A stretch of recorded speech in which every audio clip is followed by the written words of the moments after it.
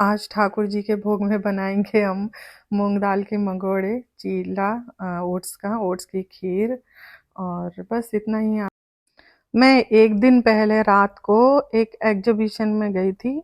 जैसे MP, UP, Delhi ऐसी जगहों पर जो है जिसको मेला बोलते हैं, यहाँ पर एग्जीबिशन बोलते हैं। एक बड़ा सा ग्राउंड होता है, अलग अलग जगहों से यहाँ पर स्टॉल लगते हैं और अपने अपने यहाँ की जो फेमस वस्तुएं हैं वो यहाँ पे बेचते हैं और वो ये बहुत अच्छा रहता है। मैंने भी कुछ सामान यहाँ से खरीदा था और भी था बहुत बड़ा, लेकिन अंदर मैं शूटिंग ही नहीं कर पाई, ध्यान ही नहीं रहा मुझे।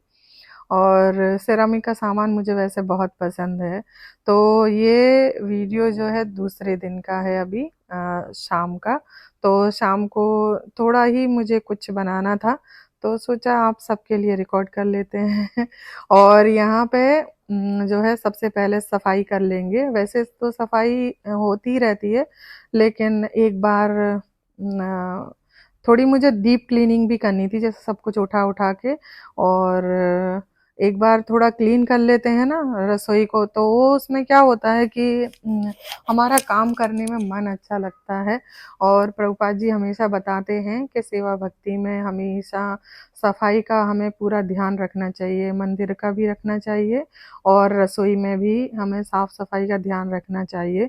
इससे बहुत जो है प्रभाव पड़ता है हमारी भक्ति के ऊपर। तो जितना अच्छा हम स्वच्छ मंदिर को रखेंगे और घर को रखेंगे, रसोई को रखेंगे, उतना ही हम जो है भक्ति में प्रगति करेंगे। तो आप सब भी बोलते हैं ना हमेशा कि आपकी किचन बहुत क्लीन होती है माता जी, हमें बहुत अच्छी लगती है देखने में। तो सफाई होती है तो अच्छा ही लगता है और सबको इस चीज़ का ध्यान रखना चाहिए हमेशा कि जब भी रसोई में जो है कुछ बनाएं ठाकुर जी के लिए, तो अच्छी तरह से साफ सफाई होनी बहुत ज़रूरी है। तो इसीलिए ये पार्ट जो है मैंने रखा था आप सबके लिए कि क्लीनिंग के बारे में भी थोड़ा आपको बता दिया जाए। और बहुत सारे भक्त पूछते हैं कि आप कैसे मैनेज करते हैं घर के काम को। तो कुछ मैं करती हूँ जो मुझे समझ नहीं आता, पसंद नहीं आता। बाकी सारे काम करने के लिए सर्वेंट आता है घर पे। बहुत पहले नहीं आते थे, क्योंकि मैं भी एक यंग एज में थी और सब काम घर का कर लेती थी और इतने मतलब पैसे भी नहीं थे कि किसी को इतना काम के लिए रखा जाए। लेकिन कृष्ण की कृपा से अभी किसी चीज़ की कोई समस्या नहीं है, तो बस सर्वेंट आता है, पूरा काम करके जाता है। मैं सिर्फ ठाकुर जी के लिए भोग बनाती हूँ और उनकी जप और ये सब करती हूँ। यहाँ पे हम ओट्स की खीर बना रहे हैं। तो मैंने दूध ले लिया था और उसके अंदर मैंने ओट्स डाल दिए हैं और इसको अभी हम उबलने देंगे, बीच बीच में चलाते रहेंगे। ओट्स को थोड़ा ध्यान से डालिएगा, क्योंकि वो बहुत ज़्यादा फूलते हैं। इनका कई बार हमें पता नहीं चलता, तो 2-3 चम्मच बहुत है, मैंने 4-5 चम्मच डाले थे, इसलिए वो जो है बाद में मैं दूध डालूंगी इसमें।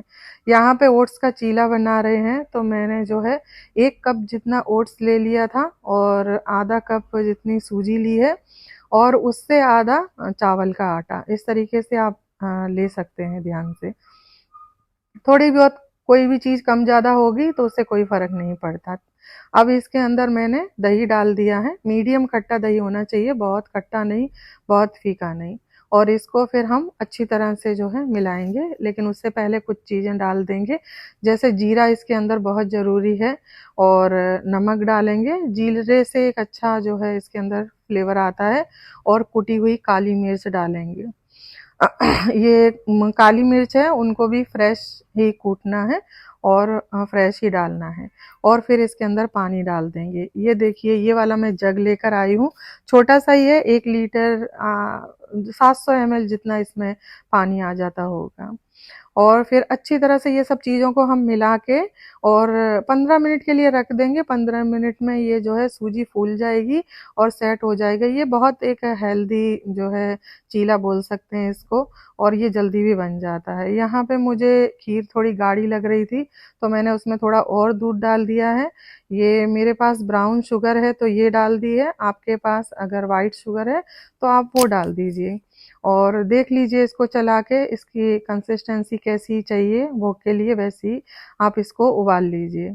और यहाँ पे थोड़ा मैं मूंग दाल के वड़े बनाने वाली हूँ। तो मूंग दाल मैंने ली थी, जैसे 2 कप 1 कप जितना भी मूंग दाल ले रहे हैं, तो 1 मुट्ठी जितना मैंने इसमें छिलके वाली मूंग दाल भी डाल दी थी और दोनों को भिगो दिया था।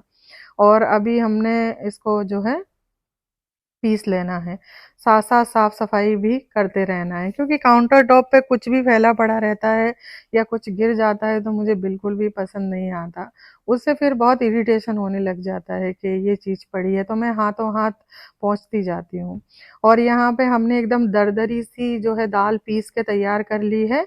एकदम फाइन पेस्ट नहीं बनाना है। अगर आप चीला बना रहे हैं तो ठीक है, लेकिन इसके लिए तो आपको दरदरी ही चाहिए पकौड़ों के लिए। इसको हमारे यहाँ तो मगोड़े बोलते हैं, और आपके यहाँ शायद मूंग दाल का भजिया या कुछ बोलते होंगे। और अभी इसके अंदर हम हरा धनिया काट के डालेंगे, जो हम मगोड़े बना रहे हैं उसके अंदर। और थोड़ा हरा धनिया मैं ओट्स के जो चीले हैं उसके अंदर भी डालूंगी। दोनों के अंदर एक एक हरी मिर्च भी डाल दूंगी कट करके। और ये हरी मिर्च जो मैं डाल रही हूँ ये बहुत तीखी नहीं है। मैं हमेशा ध्यान रखती हूँ तीखेपन का भगवान के लिए कि कितना तीखा देना है उनको। और अभी तो मिर्चियाँ वगैरह बहुत अच्छी आती हैं, सीजन भी है तो। लेकिन अब धीरे धीरे करके गर्मियाँ स्टार्ट हो गई हैं। अहमदाबाद में तो खैर बहुत टाइम से गर्मियाँ सॉरी स्टार्ट हो गई हैं। और यहाँ तो अभी काफ़ी गर्मी लगने लगी है। यहाँ गर्मी पड़ती भी बहुत ज़्यादा है।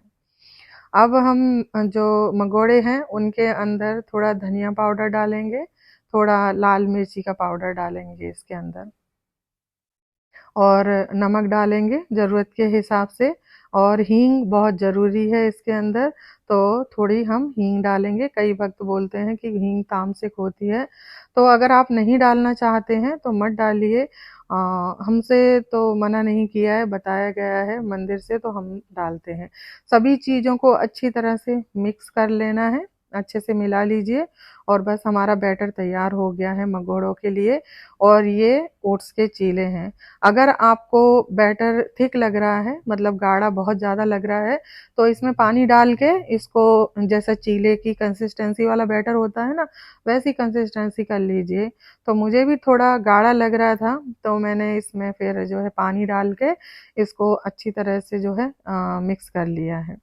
फिर इसके बहुत अच्छे और एकदम सॉफ्ट और मुलायम चीले बनते हैं।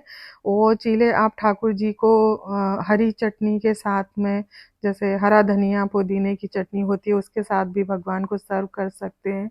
और दही के अंदर चटनी मिला के फिर सर्व कर सकते हैं। कई तरह से ये भगवान को भोग लगा सकते हैं।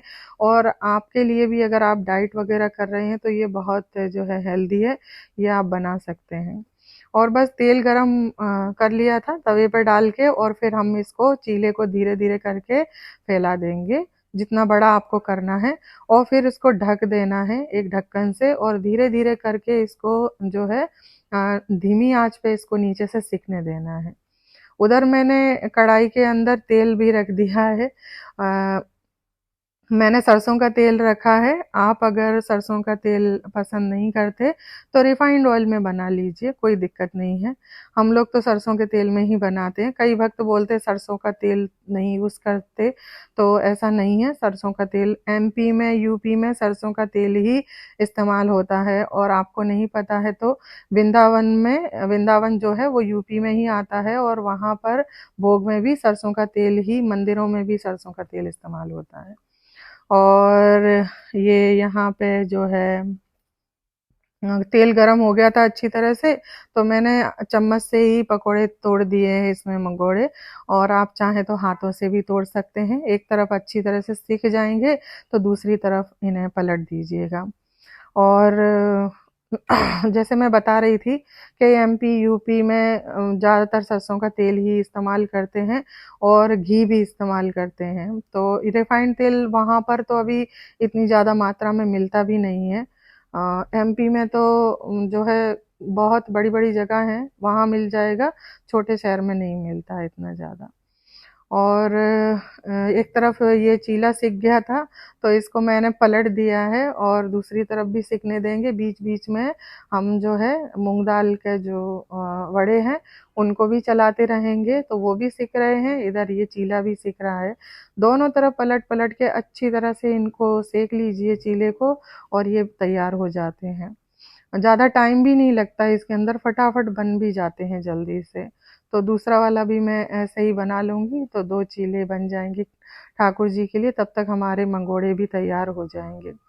और ये मंगोड़े हमारे देखिए अच्छा गोल्डन कलर इनके ऊपर आ गया है, सिक के तैयार हो गए हैं तो बस अभी इनको मैं निकाल लूँगी।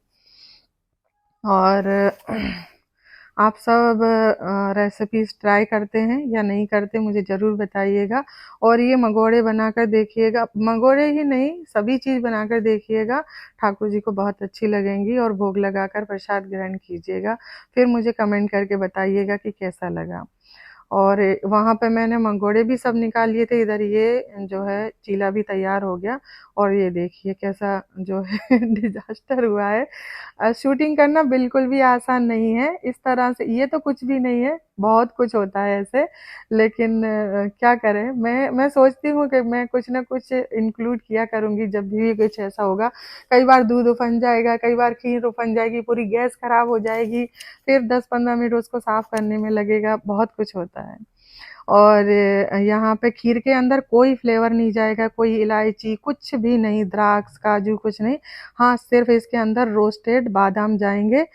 ओट्स की खीर के साथ में यही कॉम्बिनेशन अच्छा लगता है। अगर आपके पास प्रून्स हैं, आलू बुखारा तो वो डालिए इसके अंदर, ड्राई वाले हों तो वो भी डाल सकते हैं, वो बहुत अच्छे इसके साथ जाएँगे। और सभी चीज़ों को थाली में लगा लेंगे, ठाकुर जी के लिए तुलसी जी के पान रख देंगे और फिर हम जो है ठाकुर जी को भोग लगा देंगे। ये तुलसी के पत्ते थोड़े सूख गए हैं, तो आप वो भी लगा सकते हैं भोग में। और बस फिर हम ठाकुर जी को भोग लगा देंगे।